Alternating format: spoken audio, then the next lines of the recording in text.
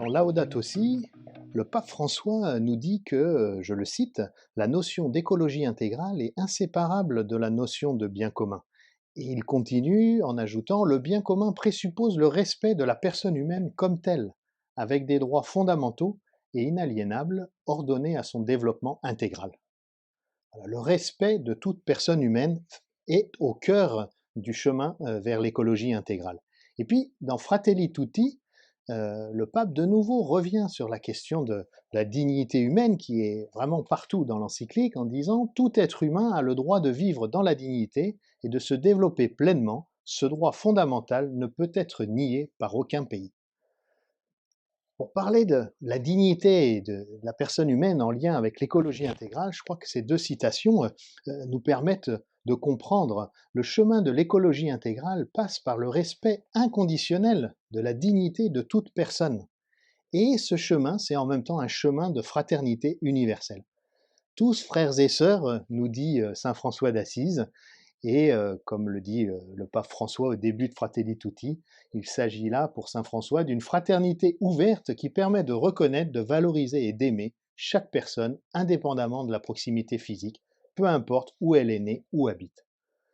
Le respect de la dignité humaine, l'engagement pour que soit respectée la dignité humaine, en fait c'est un engagement pour reconnaître toute personne comme personne. Voilà.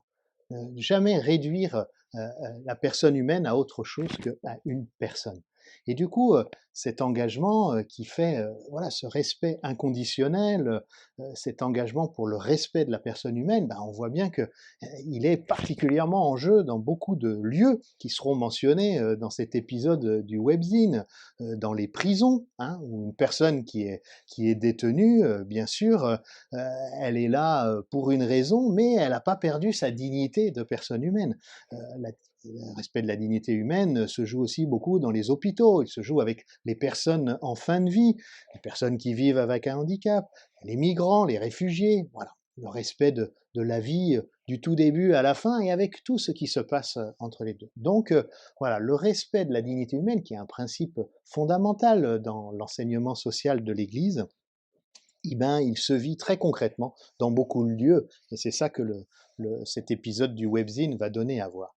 Alors, pour nous, les croyants, et dans notre tradition de foi, ce respect, ce caractère inaliénable de la dignité humaine, eh bien, il est fondé sur la Bible, il est fondé sur une affirmation très forte, c'est que tout être humain, homme, femme, que nous soyons grands, petits, que nous soyons blancs, noirs, originaires de l'Amazonie ou de toute autre région du monde, tous nous sommes créés à l'image et à la ressemblance de Dieu.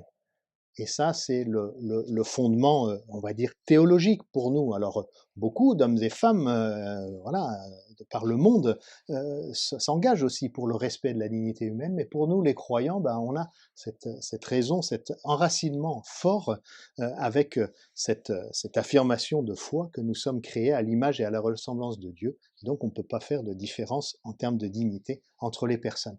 Puis, il y a un autre élément théologique aussi qui vient rejoindre cela, c'est que nous sommes tous appelés à être fils et filles adoptifs de Dieu par le salut qui nous est offert en Jésus-Christ.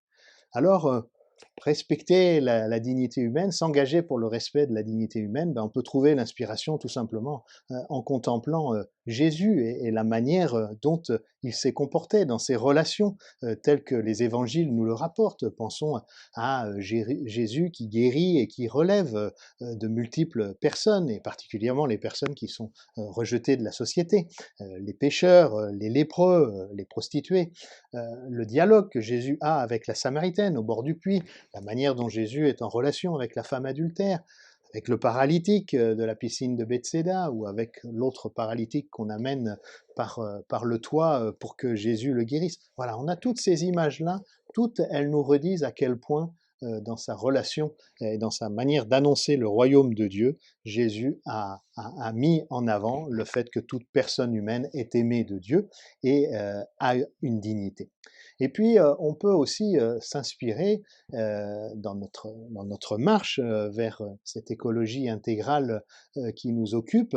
On peut s'inspirer aussi de la parabole du bon samaritain, sur lequel le pape s'étend longuement dans l'encyclique Fratelli Tutti. C'est intéressant parce que l'attitude du samaritain qui s'arrête auprès du blessé sur le bord de la route, c'est évidemment de lui reconnaître, s'arrêter au bord du blessé, c'est lui reconnaître sa dignité de personne, alors qu'au contraire, l'attitude d'indifférence de ceux qui passent en changeant de trottoir, je dirais, eux ne sont, voilà, on n'est pas dans l'attitude de respect de la dignité humaine.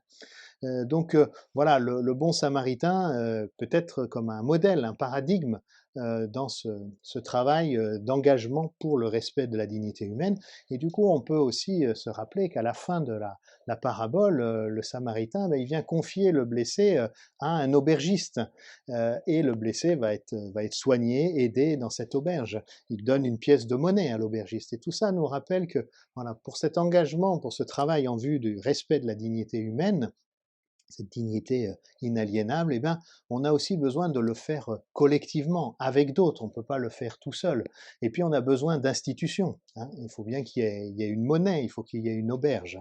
Voilà. Et donc, tous ces lieux-là, les institutions, le collectif, on a à s'interroger en quoi ce sont des lieux qui promeuvent la dignité humaine, qui respectent la dignité humaine, qui s'efforcent voilà, de la respecter, ou au contraire, voilà, qui s'y oppose ou qui la bafoue. Tout est lié, hein, nous dit Laudato Si, tout est lié, nos relations avec les autres, nos relations avec notre environnement, avec la nature, nos relations avec nous-mêmes, notre corps, et puis nos relations avec Dieu. S'engager résolument pour le respect de la dignité humaine va donc complètement de pair avec le fait de prendre soin de notre maison commune. C'est là bien l'écologie intégrale que nous propose le pape François.